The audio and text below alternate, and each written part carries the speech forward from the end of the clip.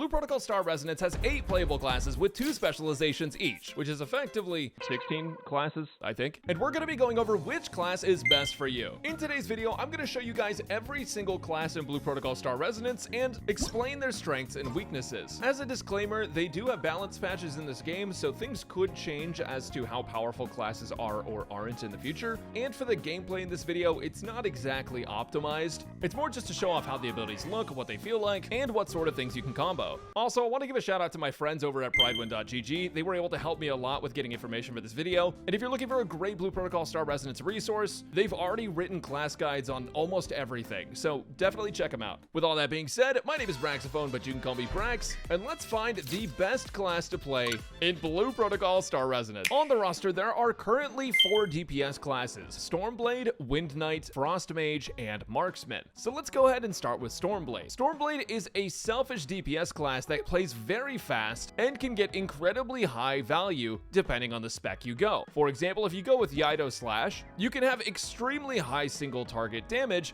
and lower AoE damage, versus if you go Moonstrike spec, you'll end up with pretty decent AoE and single target damage, but the single target damage will be lower than Yido. There isn't a ton of utility in this class as it is a very selfish DPS, but in the right hands, it absolutely pumps. And it doesn't have zero utility, as it does have a skill called True Sight where it gets to enter in an immunity stance where if you take damage during that time, you can instantly max out one of your class resources, Thunder Sigils. Stormblade's 2 specializations play differently and feel different overall, with Yido Slash being one of the strongest specs in the game, if not the strongest spec. In exchange for Stormblade being so strong though, it requires some pretty high stat breakpoints in order to meet that endgame power. And if you're on high ping, you may not be able to execute things as well as other players. But overall, Stormblade has incredibly high endgame potential and is honestly just really fun. But so is every other class, so get used to me saying that. If you still want to play a melee DPS but Stormblade wasn't up your alley, then maybe you should try Wind Knight, which is the Lance class of Blue Protocol Star Resonance. If you ever played Final Fantasy XIV, it's kind of like Dragoon, where you have many abilities that will take you up into the sky, except in this game, you're able to spam your abilities in the sky and essentially just never touch the ground.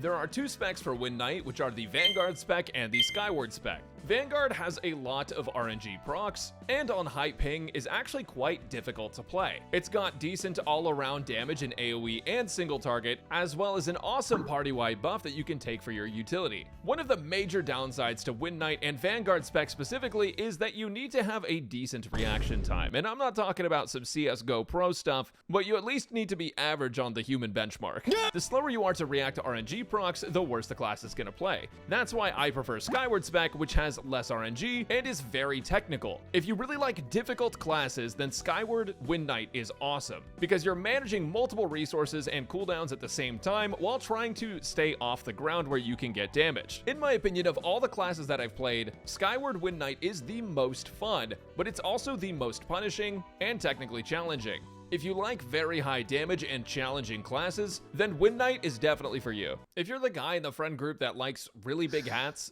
then you're probably gonna want to play Frost Mage. Frost Mage is a ranged DPS class that excels in crowd control and deals decent damage with both specs. Frost Mage has the best enemy gathering ability in the entire game, and as a result, can enhance the damage of the entire party with that grouping. The Icicle spec is considered to be the single target focused spec, where the main resource that you're gonna burn are single target Icicle attacks that will dish out high damage. With all of the flying magic projectiles going everywhere, Icicle spec has a highly satisfying playstyle, as well as the grouping. Ice spec is incredibly gratifying. On top of that, the Ice specialization does have a 3% crit party buff, thus making it a DPS with pretty high utility. The downside of Ice spec is that it is pretty high skill because it requires you to have pretty strict rotations, and if you're really trying to optimize, you may have to swap your skills in the middle of a dungeon. This is different from the Frostbeam specialization, which is able to deal incredibly high AoE damage just for existing.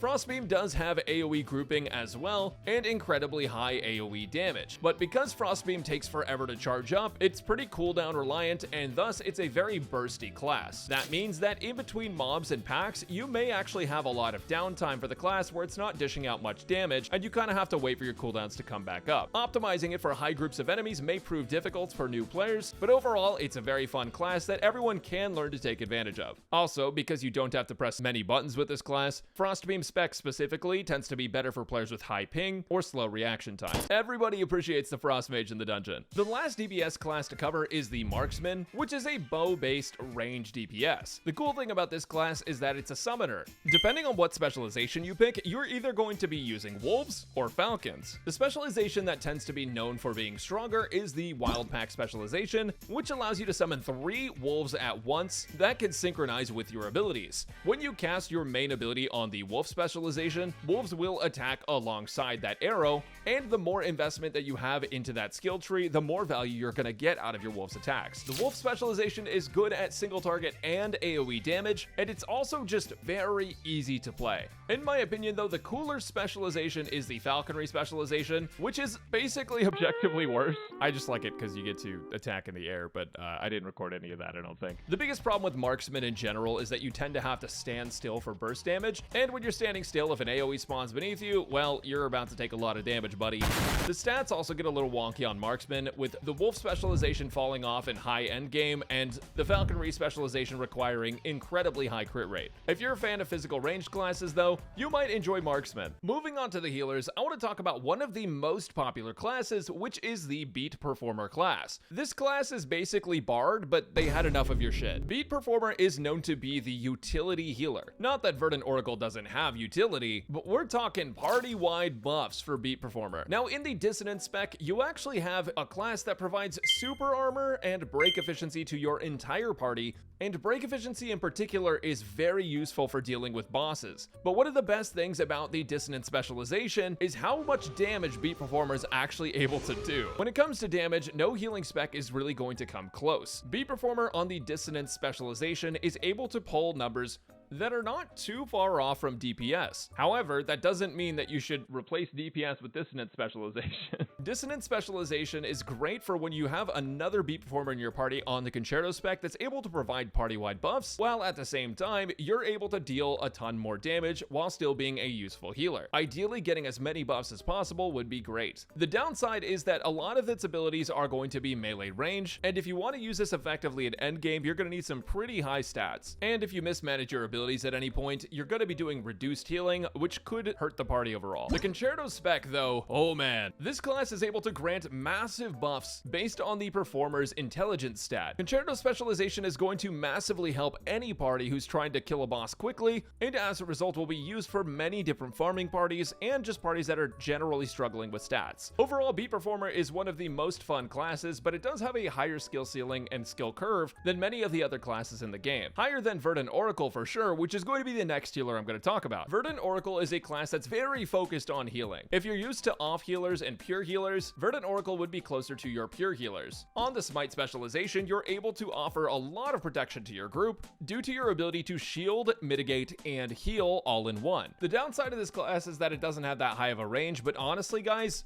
you should just play this class actually. Nobody else is doing it, but you should definitely do it. The smite specialization tends to be helpful in raids specifically, and the damage output of smite is also pretty good. As for the other specialization, Lifebind, makes Verdant Oracle incredibly easy to play and have absurd levels of regenerative healing. Lifebind also has some defensive buffs and exchanges all of these for some lower damage. If you're looking to be a hero that everyone's always going to want in every single raid group because every other person's going to be playing beat performer, then Verdant Oracle's a pretty good choice. The last two classes I want to talk about are the Heavy Guardian and Shield Knight, but we'll start off with Heavy Guardian. This is the lesser played of the two tanks, and it is absolutely incredible. Except for an early game where it sucks. Heavy Guardian is the slower attacking of the two tanks, and it's meant to feel, well, heavy. The class weapon is literally giant. Heavy Guardian has a huge focus on shields, and you can really feel the impact of the class when it's doing damage and taking hits. The Earthfort spec focuses on keeping up super armor, as well as defensively buffing your party. The downside of this spec is that if you don't have shields available, you're pretty dang squishy. You'll feel this in early game when you have less abilities and less passives equipped as a result of your talent tree, where you might just pick a bunch of mobs up and fall over. And it's not just Earthport that's gonna have early game pains, because Heavy Guardian in general struggles in the early game. The block specialization as well. Because the block spec wants high luck, it can be quite difficult to get the most value out of it in the early game. However, block specialization does have the best damage mitigation in the entire game, and it's quite easy to play. It has a lot of flexibility with its skills, and can keep up consistent damage reduction. As far as damage goes, both tank specializations can actually dish out a decent amount, and Heavy Guardian overall is going to be the slept on tank. I'm calling it now. If you want a tank and you want to play the one that's not going to be everywhere, then picking up Heavy Guardian is the move. And lastly, my favorite tank, the Shield Knight. Now, Shield Knight is very interesting because early on in the game, it feels alright with its own bit of self-sustain. However, in the end game, this thing becomes an unkillable machine. The recovery specialization on Shield Knight allows you to always be getting your HP back, and it's great for soloing content. If there's no one at that world boss that you really want to be farming, you can probably kill it all by yourself. The biggest downside to recovery spec though is that because it doesn't really have mitigation, it is the easiest tank to one-shot. It also doesn't have grouping abilities, which means that it can be more difficult to grab mobs, especially in things like dungeons. That's why I prefer to play the shield spec, which allows you to stack up max HP on top of your other recovery abilities. It's also just very flashy. Like, I can't tell what's happening right now. Even though you don't have as much mitigation, because your HP increases, you're a lot less susceptible to one-shots, and you get it all back pretty dang quickly. It's great for soloing content as well, and overall my personal favorite tank. So, with all of those classes in mind, which one should you choose? Well, in my opinion, it depends on what you're playing for, because if you're trying to get fast queue times and just experience the game, and you don't care as much about what you play, you should not be playing DPS or Stormblade specifically. Queue times can get pretty high for DPS players, and if you're trying to run dungeons and you're more of a solo player and you don't have a personal static or group that you consistently run with, using the group finder can be very difficult and not get you a group as quickly as you'd like. However, if you're choosing between a DPS, the most commonly played class is Stormblade, and in my opinion, the most fun DPS class is going to be Wind Knight. Both of those classes tend to pull very high damage in single target scenarios, whereas the ranged classes Frost Mage and Marksman tend to excel in AoE, even though neither of them are bad in single target either. As far as the healers go, Beat Performer is going to be the more common one, and usually people who are playing healers are trying to play the support class because they like supporting other people or because they're a sub. But if you're a DPS player that wants fast queues, you can go with the Dissonance Beat Performer because it's pretty fun. Verdant Oracle is going to be less played though, so if you just want to be the lower supply healer, that's going to be the one.